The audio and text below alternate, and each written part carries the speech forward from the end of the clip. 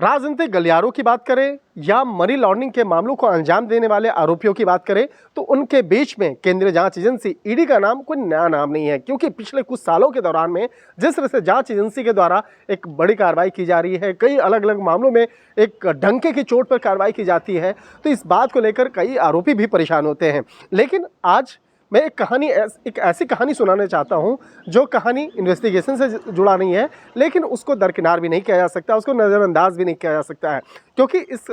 कहानी का वास्ता सीधे तौर पर जांच एजेंसी ईडी के अधिकारियों के साथ में जुड़ा मामला है। और इस मामले की कहानी अगर बात करें तो ये कहानी सीधे तौर पर इसका कनेक्शन जुड़ता है झारखंड से। झारखंड में पिछले 2 सालों के दौरान में कई बड़े बड़े मामलों पर कार्रवाई की जा रही है, कई लोगों की गिरफ्तारियां हुई हैं, कई लोग अभी भी जांच एजेंसी के रडार पर हैं, जिससे जुड़ा इन्वेस्टिगेशन का दायरा लगातार आगे बढ़ रहा है। इसी दौरान में पता चला है कि पिछले कुछ दिनों पहले जो दीपावली का जो त्यौहार होता है, उसी दीपावली के त्यौहार के आसपास में कई तांत्रिकों को पश्चिम बंगाल से बुलाया गया झारखंड में। और झारखंड में उसको बुलाने का मकसद था कि ईडी के अधिकारियों के नाम पर वहाँ पे तंत्र मंत्र किया जाए। और हालांकि ये अपने आप में एक बड़ा हंसने वाला एक बात कहा जा सकता है, क्योंकि ये पूर्ण तौर पर एक अंधविश्वास से जुड़ा मामला है। लेकिन जिस तरह से ये मामला निकल के सामने आया कि पश्चिम बंगाल से विशेष तौर पर कई तांत्रिकों को झारखंड में इसलिए बुलाया गया कि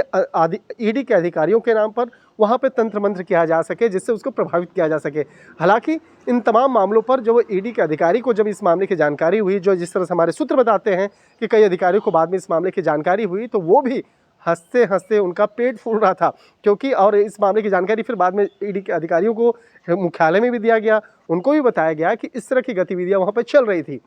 और ख़ास तौर पर दीपावली के आसपास जो एक खास मुहूर्त में उस तंत्र मंत्र विद्या को इम्प्लीमेंट किया जा रहा था, उसको किया जा रहा था। तो कहा जा सकता है कि ये हालांकि मामला पूर्ण तौर पर अंधविश्वास का है, लेकिन जो एक कहा जा सकता है कि वो आरोपी जो पिछले काफ़ी समय से जेल में कैद हैं, या बहुत सारे ऐसे आरोपी जो इस मामले में लगातार उनके खिलाफ तफ्तीश की प्रक्रिया आगे चल रही है, तो कहीं ना कहीं कहा जा सकता है कि फ्रस्ट्रेशन की बात कहें, या लोग परेशान होकर कुछ लोग जो है ऐसे जो तंत्र मंत्र का भी सहारा ले रहे हैं। और शायद इन्हीं तमाम मामलों की गंभीरता को देखते हुए कि इस तरह से विशेष तौर पर कई तांत्रिकों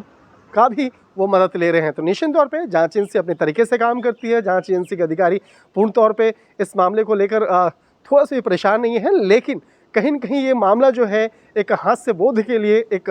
चर्चा का केंद्र में आया। और निश्चित तौर पे जांच एजेंसी ईडी के मुख्यालय में भी इस बात को लेकर काफ़ी चर्चाएँ चल रही हैं। तो एक तरह से कहा जा सकता है कि हास्य बोध का ज़रूरी मसला है, लेकिन जिस तरह से जांच एजेंसी के द्वारा तफ्तीश की जा रही है, कहीं न कहीं उसी का ये फ्रस्ट्रेशन का नतीजा है कि इन आरोपियों के द्वारा इस तरह की हथकंडे जो हैं वो अंजाम दिया जा रहा है।